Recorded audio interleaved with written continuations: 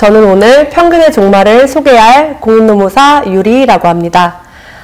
이 책은 The End of Average라는 토드 로즈 교수님께서 지으신 책을 번역한 책인데요. 저는 공인노무사로서 기업을 자문하는 입장과 한 아이를 키우는 엄마로서 교육적인 입장에서 저만의 방식으로 이 책을 이야기해 보도록 하겠습니다. 일단 평균이라는 말은 저희가 평소에 너무 자주 쓰는 말이죠.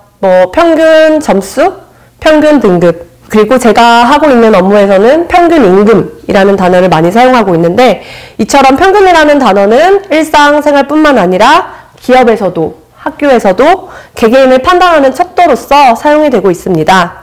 기업에서는 대부분 매년 인사평가를 내서 평균을 내서 점수가 높은 사람을 고성과자로서 대우를 해주고 있고, 평균에서 이하인 근로자에 대해서는 저성과자로 표현을 하고 있습니다.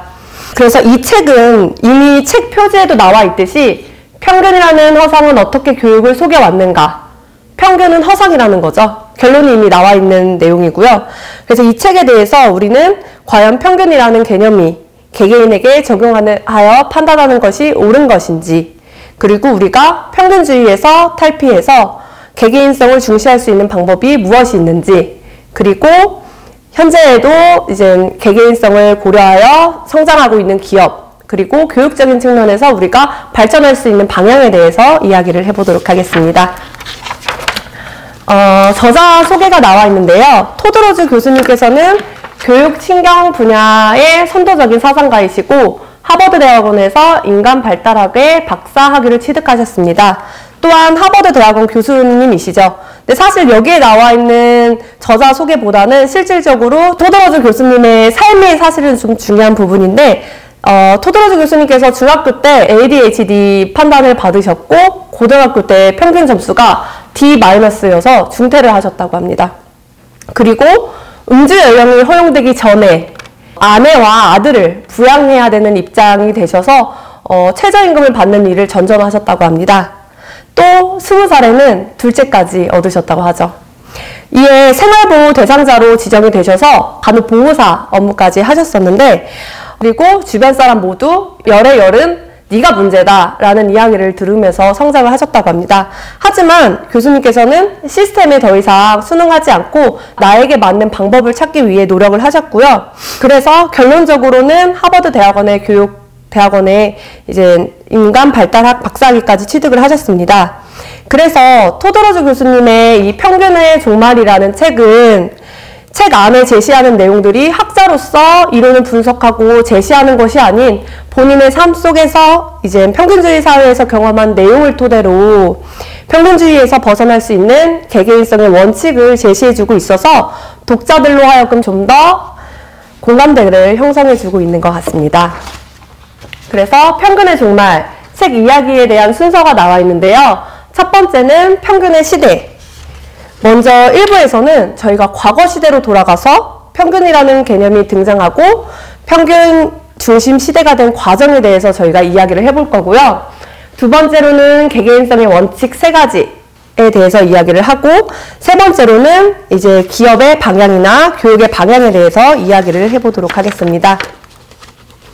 먼저 평균의 시대. 대체 우리 사회는 어쩌다 평균이라는 인간 개념에 대해서 절대적인 믿음을 갖게 된 걸까요?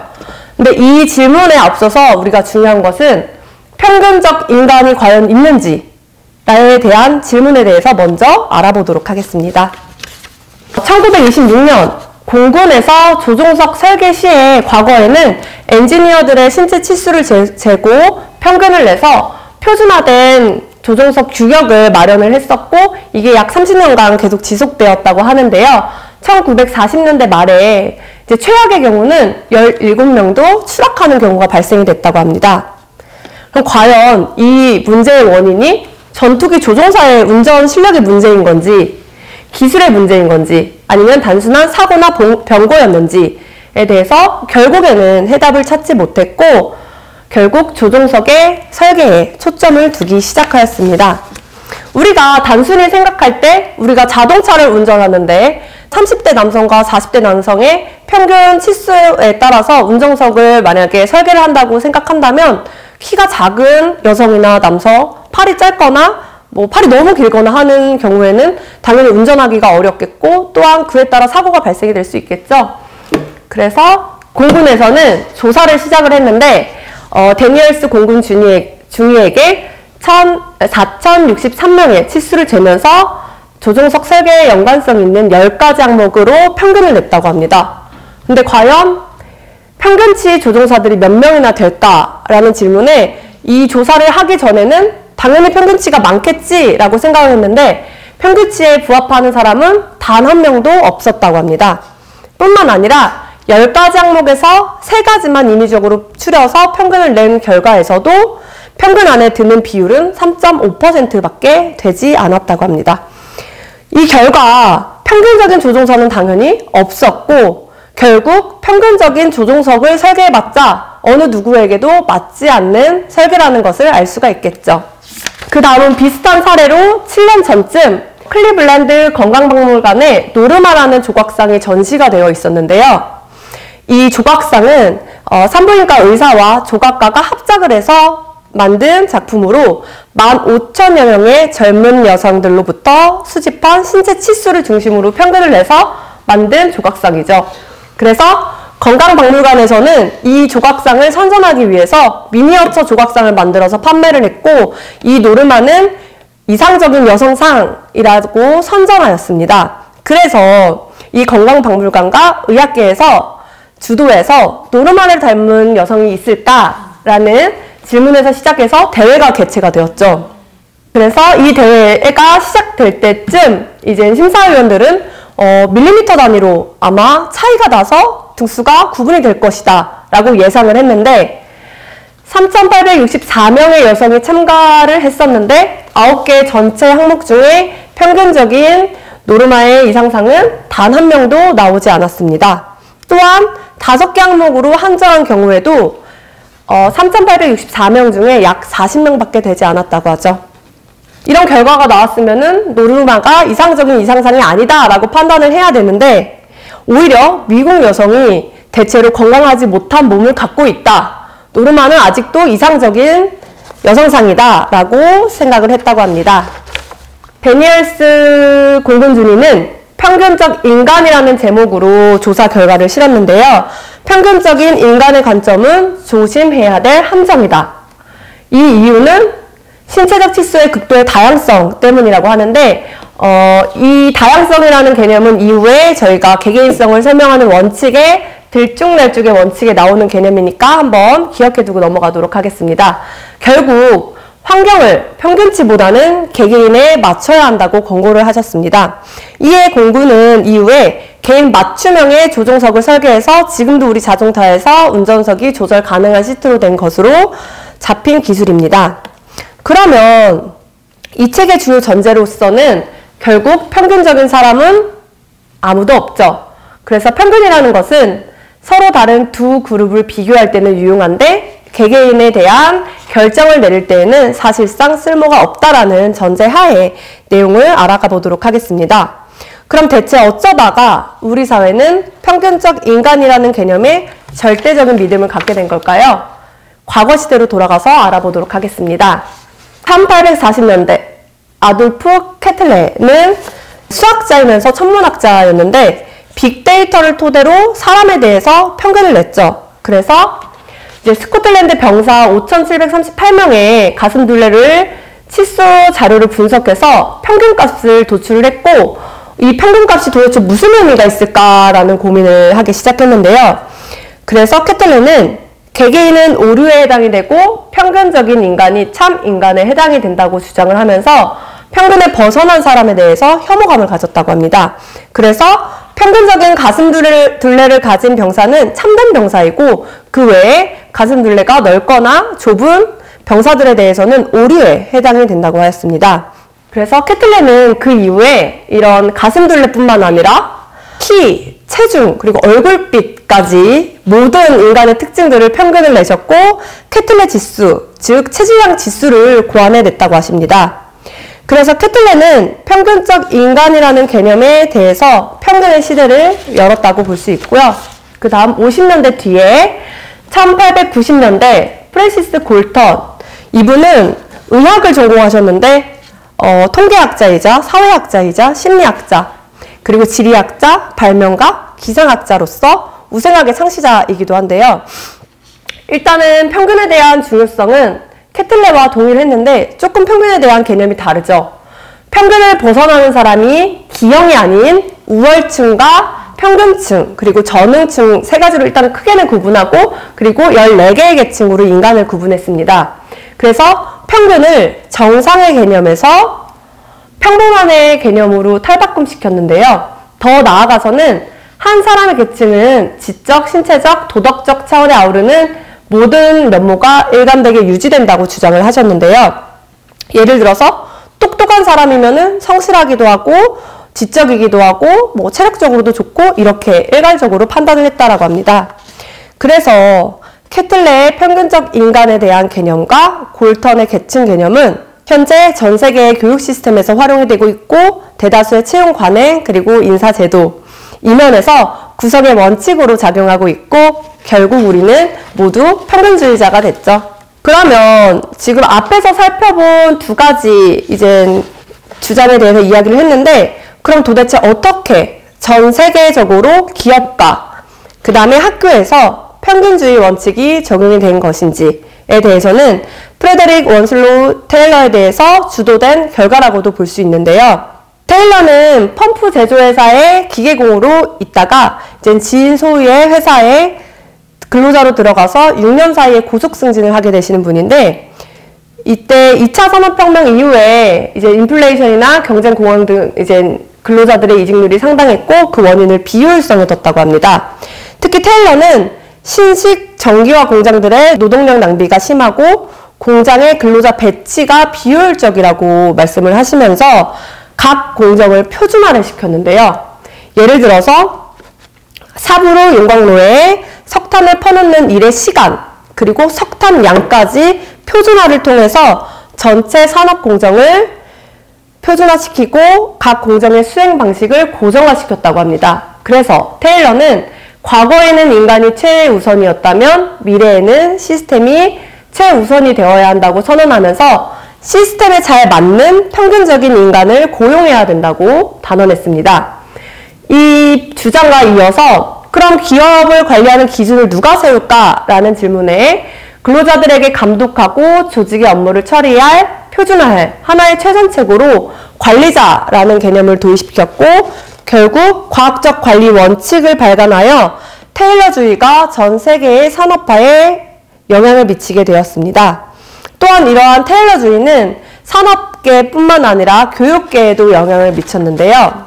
교육적 테일러주의에 대해서 보시면은 산업체의 업무를 완벽하게 수행할 수 있는, 표준화된 업무를 수행할 수 있는 과학적 관리 중심의 교육을 주장을 하였고, 특히 학생들의 배경이나 자질이나 관심사에는 관심이 없고 모든 학생이 표준화된 교육을 실시할 수 있도록 목표를 잡았습니다. 이에 손다이크는 이제 테일러주의와는 전폭적으로 지지를 했는데, 교육 목표에 대해서는 평등보다 질을 우선시했는데요. 모든 학생이 평균적 교육을 떠나서 학생들의 각자의 재능에 따라서 관리형인지 근로자형인지 리더형인지 구분을 하고, 그 구분을 위해서는 결국 표준화된 시험을 진행을 해야 된다라고 주장하였습니다. 그래서 현재 21세기의 교육 시스템은 손다이크가 의도한 대로 평균적 학생에 맞춰 설계된 표준화된 교육 시스템에 의해서 학생들이 분류가 되고, 평균을 넘는 학생들에게는 기회와 상이 베풀어지고 평균 이하의 학생들에게는 제약과 멸시가 이어지고 있습니다. 이 평균주의 시대에 대해서 다시 한번 정리를 해보면, 평균주의는 학교나 직장생활, 삶 속에서 성공하기 위해서는 특정한 우리가 평균 이상이 돼야 된다는 것을 강요하고 있어 우리 모두 다른 사람처럼 되되 평균 이상의 사람이 되도록 노력하고 있죠. 하지만 우리 모두 개개인성을 인정받고 싶어 합니다. 그래서 우리가 어떻게 해야 개개인성을 이해하고 활용할 만한 조건을 구축할 수 있을지에 대해서 이야기를 해볼 건데, 이 부분은 다음 시간에 이어서 진행해 보도록 하겠습니다. 네, 저희가 1부에서는 평균이라는 개념이 등장하여 평균 중심이 된 시대에 대해서 이야기를 했는데요. 제가 이번에는 개개인성의 원칙에 대해서 구체적으로 알아볼 건데 평균에 대한 의존도를 대체해 줄 수 있는 것이 무엇이 있는지에 대해서 개개인성의 원칙에 따라 이야기를 해보도록 하겠습니다. 개개인성의 원칙은 크게 세 가지, 들쭉날쭉의 원칙, 맥락의 원칙, 경로의 원칙이 있는데요. 각각의 개념에 대해서 간단히만 이야기하고 넘어가면 들쭉날쭉의 원칙은 동일한 재능이라고 해도 각 개인이 가진 지능 분야는 들쭉날쭉하다라는 것이고요. 맥락의 원칙은 인간은 내향적이면서 동시에 외향적이고 단지 상황에 따라 다르게 반응할 뿐이다. 그리고 경로의 원칙은 평균적으로 밟아야 할 정상적인 경로가 있는데 실제로는 개개인의 적합한 발달 경로는 따로 있다라는 개념입니다. 그래서 이 세 가지 원칙은 평균에 대한 의존도를 낮춰줄 것이고 이 원칙에 따르면 개개인을 완전히 새로운 방식으로 평가하고 선별하고 이해할 수 있을 것입니다. 구체적으로 기업 사례를 들으면서 설명을 하고 있는데요. 먼저 첫 번째 원칙, 들쭉날쭉의 원칙에 대하여 이야기를 해보도록 하겠습니다. 대기업의 채용, 직원에 대한 평가 방식은 과거에 단일 점수 시스템을 활용을 많이 했는데 이는 쉽고 그리고 직관적인 데다가 객관성과 수학적인 확실성을 떼기 때문에 많은 기업들이 활용을 했는데요. 구글 같은 경우에는 인재를 채용을 할 때 대학 수능 점수 그리고 학위 중심의 채용을 했었고 딜로이트 같은 경우에도 전 직원의 근무 성적을 5단계로 등급화하여 직원에 대해서 평가를 했고 마이크로소프트사 같은 경우에도 직원들을 평가하고 강제로 등급을 매겨서 하위 10%에 대해서는 해고를 하는 스택 랭킹 프로그램을 운영을 했다라고 합니다. 그러나 이제 각 기업들이 시간이 지나면서 구글 같은 경우 재능을 가진 인재를 알아보지 못하는 거에 대한 문제의식을 하였고요. 딜로이트 같은 경우에도 하나의 점수로 이제 직원들을 평가하는 건 의미가 없다라는 것을 알게 되었고 특히 마이크로소프트사 같은 경우에는 이러한 스택 랭킹 제도에 따라서 직원들이 서로 등급 경쟁을 하고 협력을 하지 않는 문제들이 발생하기 시작하였습니다. 그래서 이런 혁신적인 기업들은 처음에는 평균주의 개념을 따라서 이렇게 인사제도를 운영을 했었는데 이런 기업들은 재능을 숫자로 요약해서 평균과 비교하는 것은 이제 직원들의 개개인을 정확하게 판단하지 못한다는 문제 하에 이제 방식을 바꾸기 시작하였죠. 들쭉날쭉하다는 것은 무엇을 의미하는지에 대해서 보시면은 1차원적 사고를 통해서는 복잡한 데다가 균일하지 않고 들쭉날쭉한 무언가를 이해할 수 없다는 관점을 취합니다. 그래서 크게 두 가지가 중요한데 반드시 다차원적으로 이루어져 있을 것. 두 번째, 여러 차원들 사이의 관련성이 낮을 것. 그래서 인간의 중요한 특성, 재능, 지능, 성격, 창의성 등은 모두 다차원적으로 이루어져 있기 때문에 특히 들쭉날쭉하다고 볼 수 있겠죠. 그럼에도 불구하고 우리 기업이나 학교에서는 이런 성적과 같은 단순한 단위를 기준으로 사람의 가치를 판단을 하고 있어서 1차원적인 사고를 조장시키고 있습니다. 좀 더 구체적으로 알아보면 어느 쪽 남성의 키가 클까? 라는 질문에는 대답하기가 너무 쉽죠. 오른쪽 남성의 키가 더 크죠? 근데 오른쪽 남성의 체격이 더 클까? 라는 질문에는 조금 헷갈리죠. 그래서 인간의 체격 지수에는 다차원적인 요소들이 존재하고 왼쪽 도표를 보시면은 이제 오른쪽 남자 같은 경우에는 키는 크죠. 근데 전체 9가지 항목 중에 평균은 단 한 가지라고 합니다. 근데 왼쪽 남성의 경우에는 2가지가 평균에 든다고 하죠. 근데 전체를 평균을 내보면 두 남성의 체격 지수의 평균은 동일합니다. 결국 개개인을 이렇게 체격에 따라 등급을 매긴다는 것은 인간은 다차원적이고 각 차원별로 관련성이 낮기 때문에 판단하기가 어렵다는 거죠. 농구를 예를 들어서 뉴욕 닉스팀 같은 경우 과거에 득점률이 높은 선수들을 만들어서 최강 득점 평균팀을 구성을 했는데 4시즌 모두 패전하여서 패전율이 66% 정도였다고 합니다. 근데 이 부분을 들쭉날쭉의 원리에 의해서 설명을 해보면 농구의 재능은 다차원적이겠죠. 그래서 한 가지 득점률만 가지고 판단하기는 조금 어렵겠죠. 그래서 농구 같은 경우에는 득점뿐만 아니라 어시스트, 블로킹, 리바운드, 가로채기 이 5가지로 다차원적으로 이루어져 있기 때문에 잘 짜인 농구팀의 경우 이 5가지 차원이 상호 보완을 이루는 팀이 될 수 있고 이후에 닉스는 재능평가에서 다차원적 방식을 도입해서 플레이오프에 진출하였다고 합니다. 이제 이번에는 이 그림을 보시면은 어느 여성이 더 똑똑할까라는 질문에 IQ 점수는 두 여성 모두 103점입니다. 점수만 보면은 똑같죠. 그래서 기업 입장에서 IQ만 보고 예를 들어서 채용을 한다면은 어느 여성이 되든 상관이 없겠죠. 근데 구체적으로 보시면은 다르죠. 각각이 IQ 점수 평균은 동일하지만 각각의 강점과 약점은 다르게 되어 있습니다. 그래서 IQ 점수에 의존하여 사람을 판단할 경우에는 오판의 소지가 다분하겠죠. 그래서 지적재능은 들쭉날쭉해서 IQ와 같은 1차원적 값으로는 평가하기 어렵다는 거고 그럼에도 불구하고 우리 일반적인 경우에 이제 평균주의 과학에 길들여져서 은연중에 개개인보다는 시스템에 우선시하기 때문에 평균적으로 따질 때 사실 무작위로 뽑는 것보다는 낫기 때문에 평균적으로 뽑는 경우가 많죠. 특히 추가적으로 제가 생각하기에 이렇게 판단하는 이유는 회사 측면에서는 개개인성을 고려하여 채용할 때에는 비용과 시간이 많이 들기 때문에 그렇게 하지 못했던 거고 그리고 그런 필요성을 못 느꼈기 때문이지 않았나 싶습니다. 이제 들쭉날쭉 원칙을 적용하여 인재를 채용하고 있는 두 회사에 대해서 이야기를 해볼 건데요. 구글 같은 경우에는 과거에는 이런 전통적 방식에 의해서 채용을 해왔으나 2004년 도트카일의 인사 담당자 같은 경우에는 무려 300가지의 차원을 목록을 짜면서 채용을 할 때 고려를 했는데 시험 점수나 학위, 전통적 요소뿐만 아니라 비전통적 요소 예를 들면 컴퓨터에 흥미를 갖게 된 나이가 몇 살인지까지 고려해서 개개인의 이제 특성을 고려할 수 있는 채용 방식을 적용을 하였고 이제 이매진 게임 네트워크라는 웹사이트 회사의 채용 방식을 보시면 이 회사는 뭐 구글이나 이런 경쟁사들과 인재 채용에 있어서 경쟁이 되지 않기 때문에 우리만의 방법을 찾자라고 해서 채용 방법을 바꿨는데요. 코드푸라는 프로그램은 이력서 대신 열정 소개서를 제출을 하고 그리고 이력서 배제 채용 프로그램을 통해서 6주간 유급 프로그램에 참여를 시켜서 팀장들이 입사 지원자를 평가하는 방식으로 채용 방법을 바꿨습니다. 여기에서 중요한 점은 처음에 104명이 지원을 해서 28명의 선발자를 뽑았는데요. 이 28명의 선발자 중에서 IT 분야의 학사 소지자는 반밖에 되지 않았다고 합니다.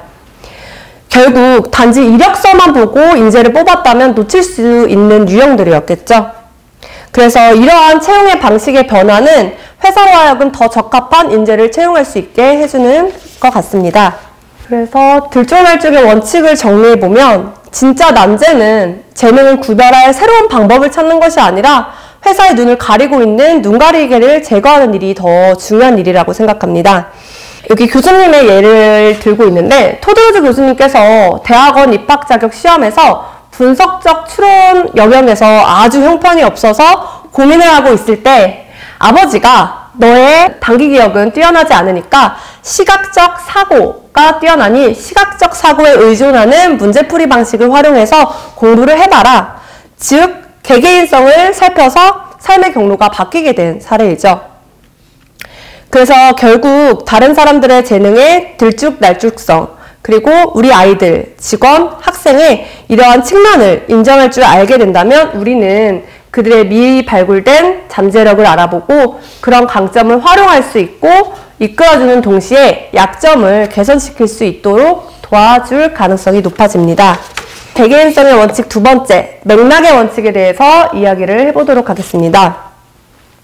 당신은 외향형인지 내향형인지에 대한 질문에 대해서 심리학계에서는 성격과 연결되는 부분으로서 많은 논쟁거리였다고 하는데요.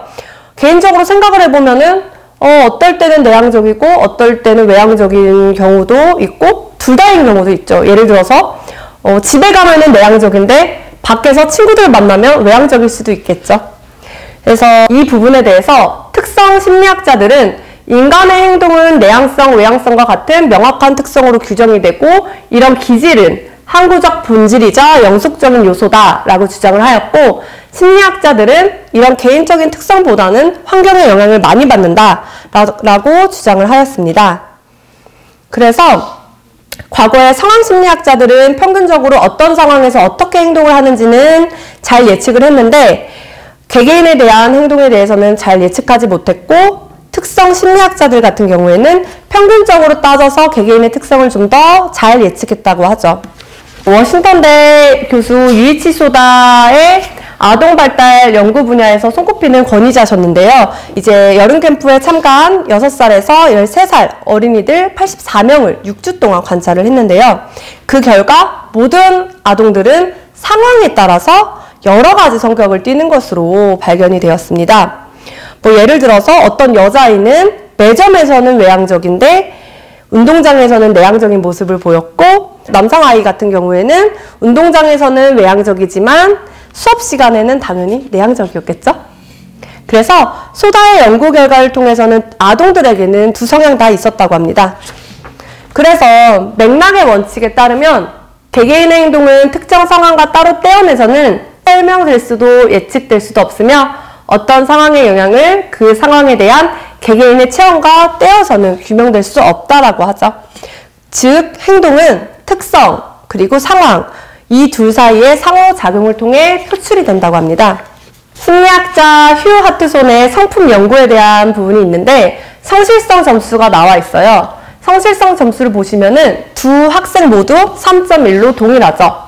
이 연구에서는 이 학생들을 4가지 다른 상황, 학교, 집, 파티, 운동 경기를 포함해서 29가지 맥락 속에서 3가지 기만행위, 거짓말을 하거나 속임수를 쓰거나 도둑질을 하는 상황에 놓이게 해서 연구를 했다고 하는데요. 여기 평균이 보통 동일하게 나오는 학생은 10,000명 중에 1명 나올까 말까 하는 학생이었고, 전체적으로는 도덕성은 별 일관성을 나타내지 않았고 맥락적인 것으로 평가가 되었다고 합니다. 만약 우리가 성실성 점수만 가지고 이 학생을 판단한다면 어느 학생이든 상관은 없겠지만, 예를 들어서 오른쪽 학생 같은 경우에는 본인이 채점하는 수학시험에서는 기만행위를 좀 더 많이 했다는 결과를 알 수 있고, 운동 경기에서도 좀 더 거짓말이나 속임수를 많이 한 걸 알 수 있겠죠. 그래서 예를 들어서 운동장과 같은 환경에서 일을 하는 회사에서 직원을 뽑는다면은 점수만 가지고 뽑았을 때는 상관은 없겠지만 세세히 항목을 들여다보면은 어느 학생을 뽑아야 되는지 답이 나오겠죠? 이 맥락의 원칙 관점에서 보면은 상황 맥락에 따라서 개개인의 기질이 다르게 나타나는 것으로, 이러한 본질주의적 관점은 학생의 개개인성을 무시함으로써 오류를 내고 있다고 합니다. 그 다음 맥락의 원칙을 기업의 채용 방식에 접목시켜서 이야기를 해볼 건데요. 기존의 회사에서는 본질주의적 채용을 해서 필수 자격이나 필수 기량을 중심으로 채용을 해왔죠. 예를 들어서 마케팅 분야에 10년 이상 일한 경력자, 학사 소지자, 커뮤니케이션 능력, 이렇게 단순한 내용을 기준으로 채용을 해왔었는데, 맥락의 원칙에 따르면은 직원의 본질이 아닌 직원이 수행할 직무의 수행력, 그리고 수행력이 행해질 맥락에 주목을 해야 된다고 합니다. 그래서 채용 컨설팅사 루 애들러 그룹에서는 수행력 기반의 채용을 중심으로 했는데, 고용주들에게 그들이 바라는 사람에 대한 설명이 아닌 수행되길 바라는 직무에 대해서 설명을 해달라고 했죠. 예를 들어서 고객 서비스 담당자라고 한다면 뛰어난 커뮤니케이션 능력과 고객의 문제를 이해할 만한 적절한 질문을 던질 수 있는 능력, 고객에게 공감해 줄 수 있는 능력 등 맥락적 세부사항이 중요하다는 것이고요. 예를 들어서 제가 수행하고 있는 노무사 업무를 생각해 보면 과거 시스템에 의하면은 노무사 자격증이 있는 사람, 법대 나온 사람을 위주로 채용을 할 텐데, 제가 생각하기에는 법률적인 지식도 상당히 중요하지만 법률적인 다툼을 하기 전까지 양 당사자를 조율할 수 있는 능력, 양 당사자를 설득할 수 있는 능력이 중요하다고 생각이 되거든요. 결국 그 직무 수행이 행해질 맥락이 중요하다는 거죠. 그래서 애들러 그룹은 수행력 중심의 채용으로 전환하는 데 일조하였다고 합니다. 이제 맥락의 원칙에 대해서 정리를 해보면 맥락의 원칙을 적용하는 기업들, 즉 입사 지원자의 상황 맥락별 기질과 직무의 수행상을 조화시키려 노력하는 기업들은 결국에는 좀 더 애사심이 높고 의욕이 넘치는 직원들을 채용하게 되고 직원들 스스로도 본인 자질에 맞는 직업생활을 누리게 될 기회를 얻을 수 있다고 합니다.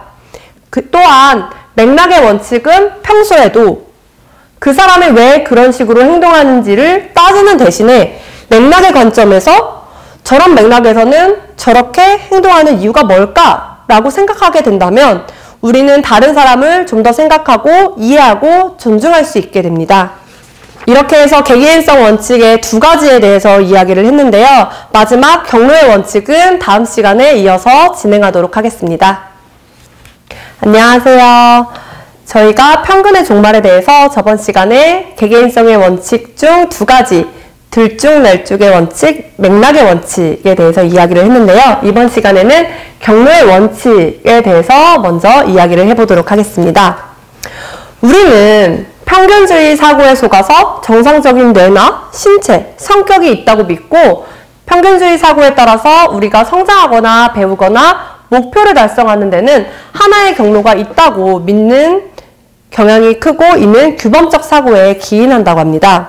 과거 평균주의적 사고에 입각해서 일반적으로 아이들이 걷는 과정에 있어 고정화된 경로가 있다라고 생각하는 경우가 대다수였는데 캐런 아돌프의 경우 28명의 영유아를 대상으로 기어 다닐 때부터 걸음마를 뗄 때까지 발달 과정을 추적 관찰하였고 아이들의 개개인성에 눈을 떠야 된다라고 주장을 하셨는데요.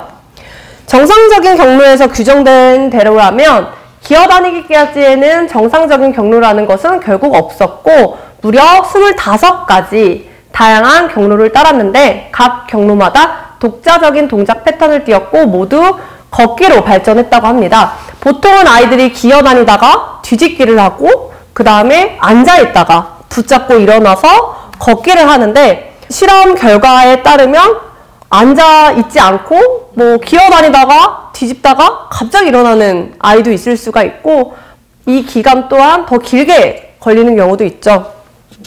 특히 아이들이 말하는 과정을 또 예를 들어 생각을 해보면 아이들 같은 경우에는 옹알이를 하다가 엄마, 아빠를 하고 그 다음에 10단어를 하고 20단어를 하고 단어들을 2가지 단어를 붙이고 또 3가지 단어를 붙이고 이런 식으로 보통 된다라고 이론적으로는 이야기를 하고 있는데 저희 아이 같은 경우에도 말이 조금 평균에 비춰서 또 평균이 나오죠. 보통 엄마들은 이 정도 계열수에는 이 정도 말을 해야 되는데 기준이 있는데 저희 아이 같은 경우에도 말이 조금 느린 편이었고 애가 왜 말을 못하지?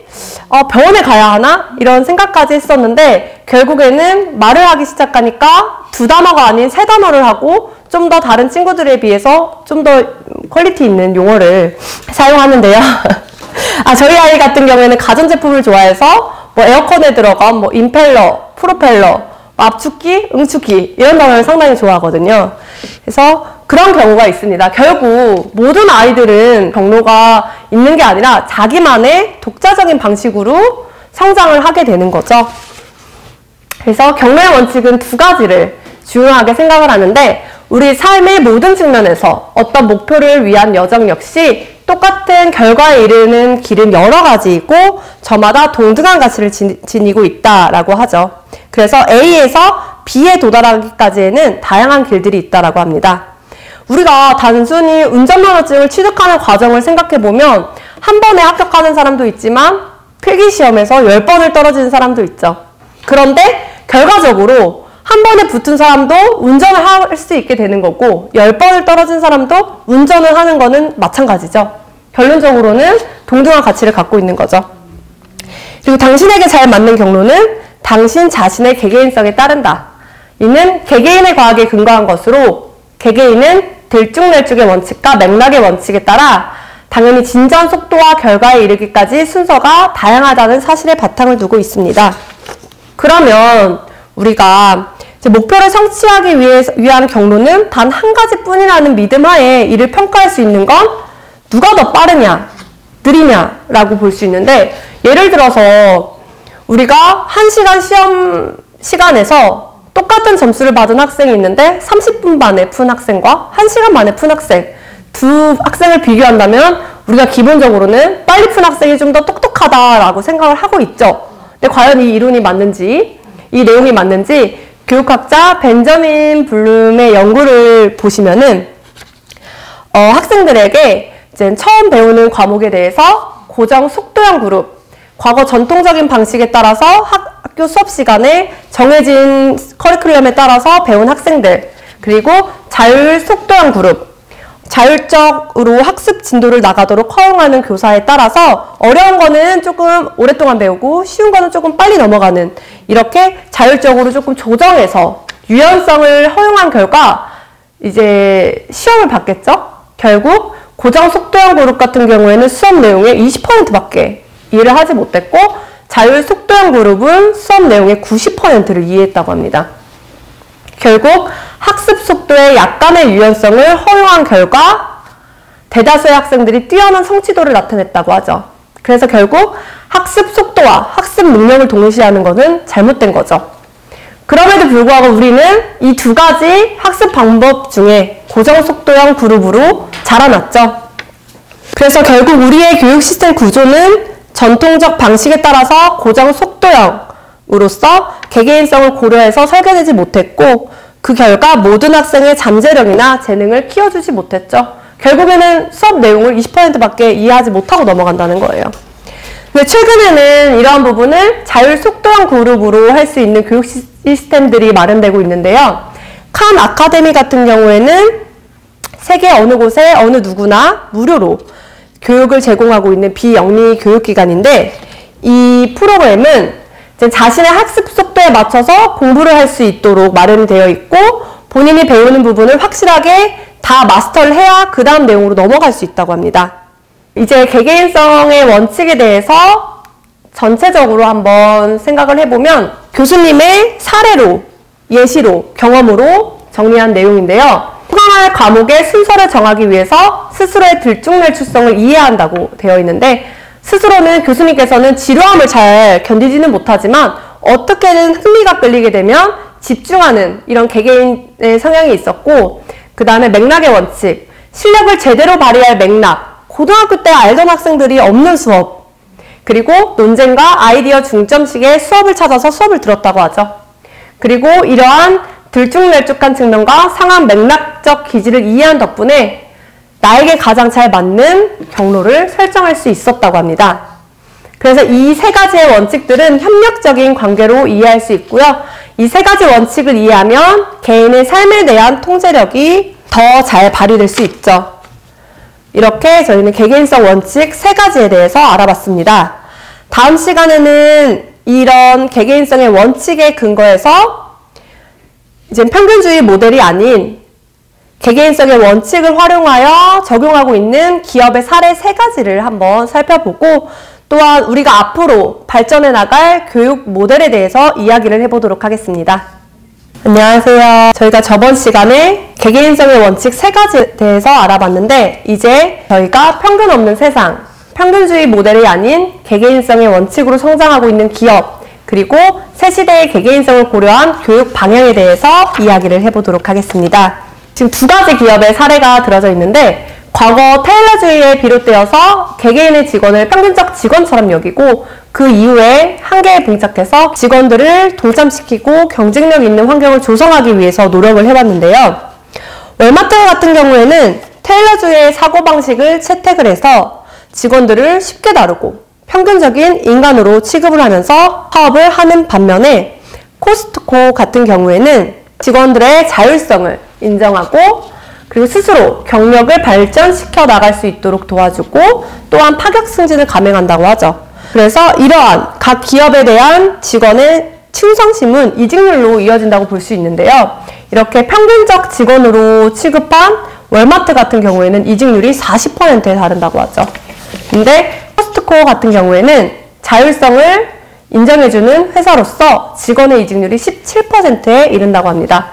그런데 여기에서 1년 이상 일한 직원들의 이직률은 6%로 떨어진다고 하죠. 코스트코 같은 경우에는 직원들의 들쭉날쭉성을 이해하려는 진정성 있는 시도를 펼치면서 직원들을 이제 맥락과 조화시키는 일이 중요함을 인식하고 직원들 또한 기업에 대한 충성심 그리고 동참의식으로 보답을 하고 결국 코스트코만의 경쟁력으로 이루어지고 있습니다.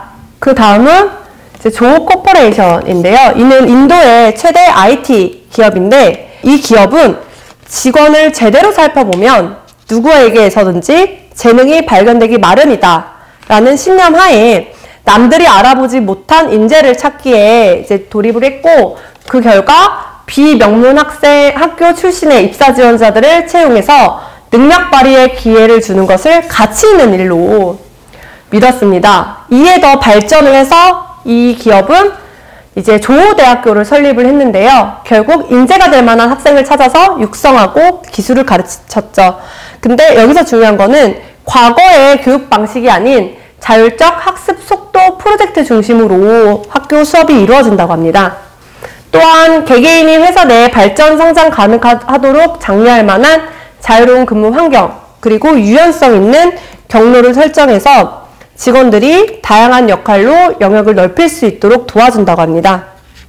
그래서 조의 경쟁력은 인재 발굴, 그리고 육성 방식, 그리고 인재들의 호응 방식에서 비롯된다고 하죠.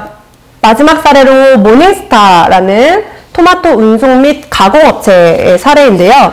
이 회사는 처음에 트럭 한 대를 가지고 회사를 만들었는데 지금은 트럭 200대 이상 수천 명의 직원을 거느리고 있는데 모닝스타의 특징은 관리자가 한 명도 없다고 합니다.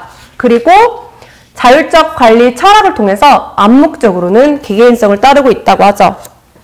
그래서 크게 두 가지를 보시면 일단 개인별 임무기술서를 통해서 개개인의 자유와 책임에 초점을 맞춘다고 되어 있는데 개인별 임무기술서는 근로자 개개인이 본인의 임무기술서를 작성을 하는데 그 임무기술서에는 본인이 할 목표 그리고 그 목표를 수행할 계획 그리고 그 목표와 관련된 직원들에게 서명을 받도록 되어 있습니다.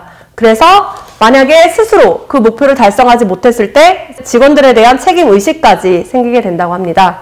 또한 소속감과 개인적 목적의식, 저는 개인적으로는 이 목적의식이 중요하다고 생각을 하는데 아이디어를 제안해서 회사에 보탬이 될 거라는 생각 그리고 그 아이디어가 귀 기울여서 경철될 것이라는 의식 그리고 좋은 아이디어로 인정받으면 실행되기도 할 것이라는 의식이 모닝스타의 중요한 성공으로 이끄는 축이라고 합니다. 모닝스타에 입사했던 임시직 직원이 있었는데요.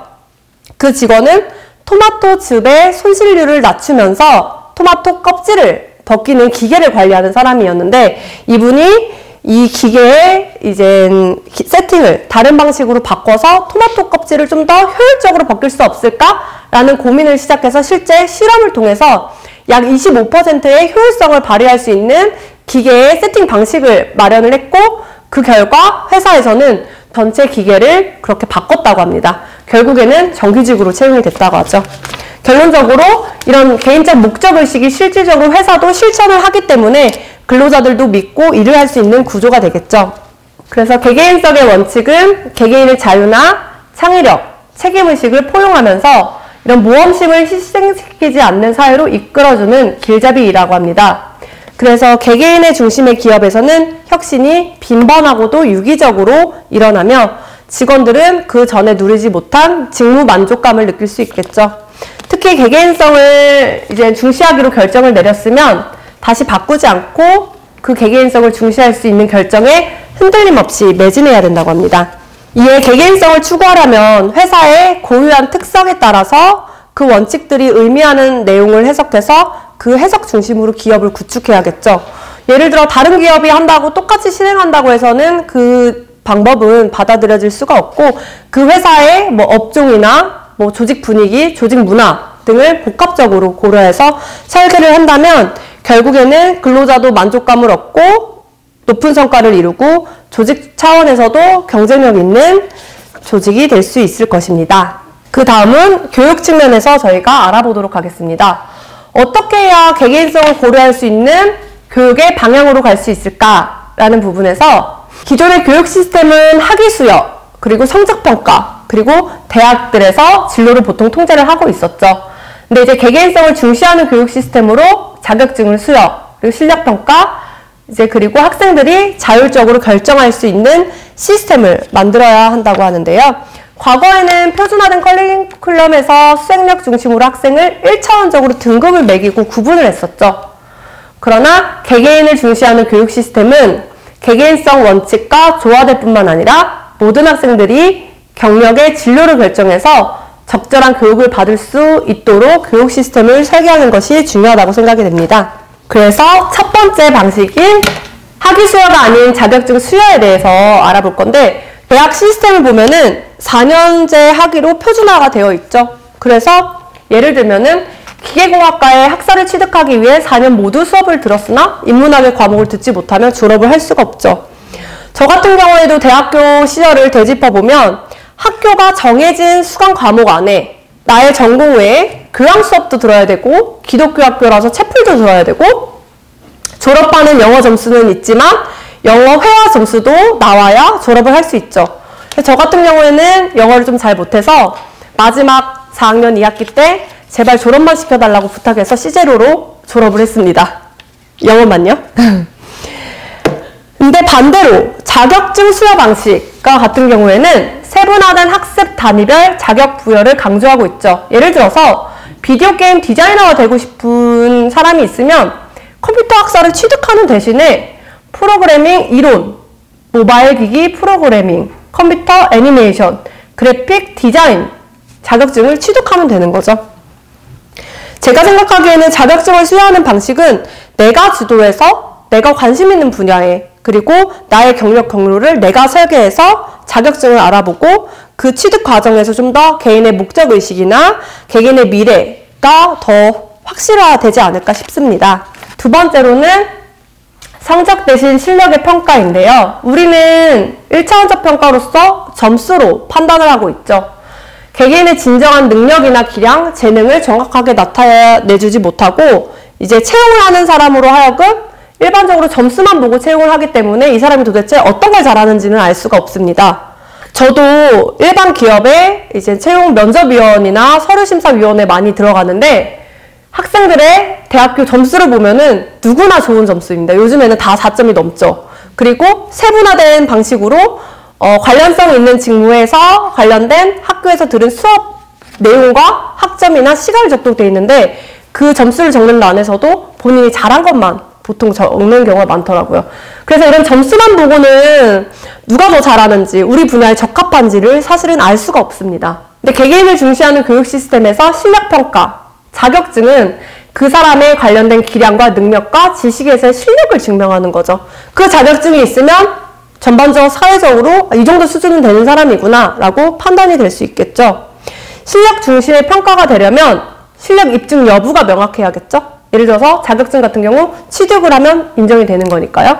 그리고 어떤 식으로든지 자격증에 필요한 실력을 쌓을 수 있도록 해줘야 되고, 또한 개개인을 고용한 고용주뿐만 아니라 조직에서도 특정 직업과 연관된 자격증의 성질을 결정하는 의견을 제시해야 됩니다. 예를 들어서 그 관련된 학과를 나왔는데 내가 저 직업을 하기 위해서 어떤 자격증을 따야 할지 모른다면은 실제 이런 교육 시스템이 제대로 이루어지지 않겠죠.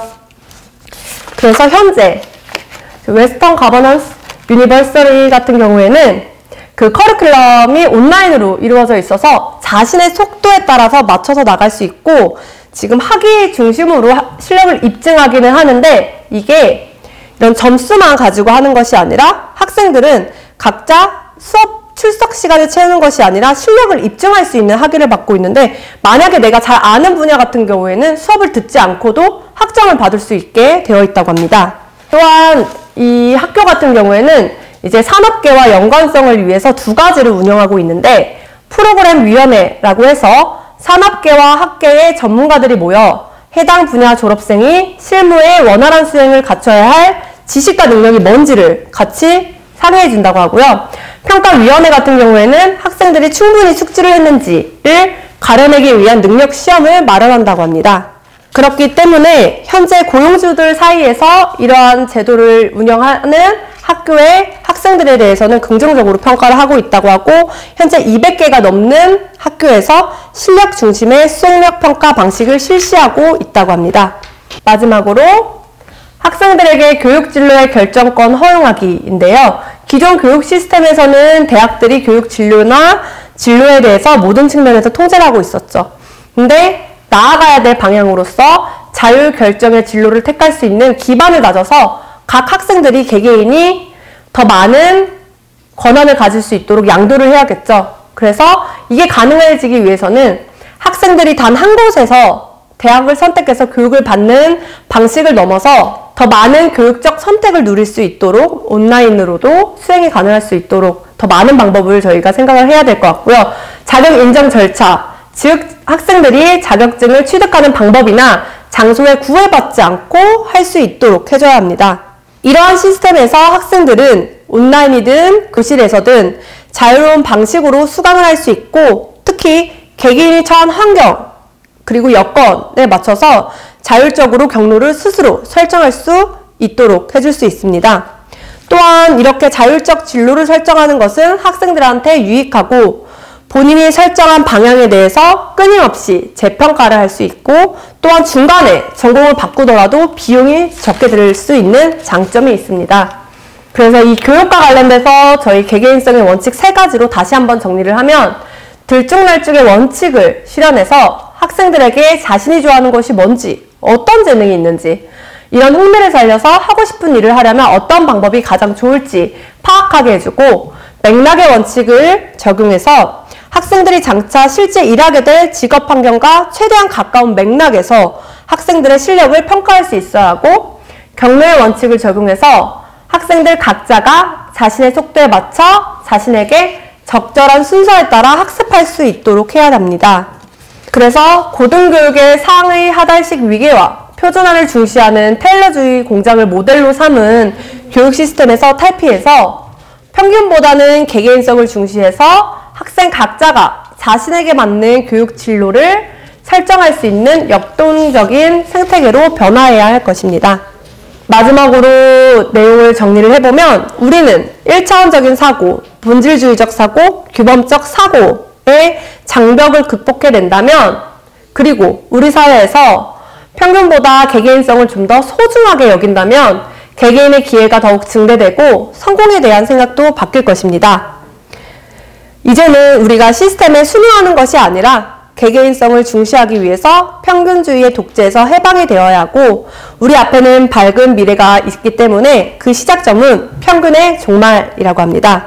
저는 이 책을 읽고 나서 이제 저의 직업적으로 노무사로서 기업의 채용위원을 참석할 때, 그리고 기업의 인사평가를 설계할 때 개개인의 개개인성을 좀 더 고려해서 기업과 개개인에게 적합한 제도를 설계할 수 있도록 해야 된다는 사실뿐만 아니라, 이제 교육적인 측면에서 한 아이를 키우는 엄마로서 우리 아이를 평균에 비춰서 판단하는 것이 아닌 한 아이의 개개인성을 이해해서 고려해야 된다는 점을 교훈 삼아 아이를 좀 더 기다려주는 엄마가 되어야 한다고 생각합니다. 하지만 이런 다짐에도 불구하고 앞으로 삶을 살아가면서 평균이라는 개념에 나뿐만 아니라 우리 아이를 평균에 비춰서 비교를 하겠지만, 그때마다 평균의 종말이라는 책이 저에게 준 교훈을 생각하면서 좀 더 평균이 아닌 개개인성의 원칙에 되새기면서 개개인을 이해할 수 있는 삶을 살아가지 않을까 싶습니다. 그래서 우리가 같이 이야기한 평균의 종말에 대해서 우리 모두가 개개인성에 대해 깊게 생각을 해보고 개개인성의 원칙 하에 자신을 되돌아보고 앞으로 나아가야 할 방향에 대해서 설정해 보시면 너무 좋을 것 같습니다. 수고하셨습니다.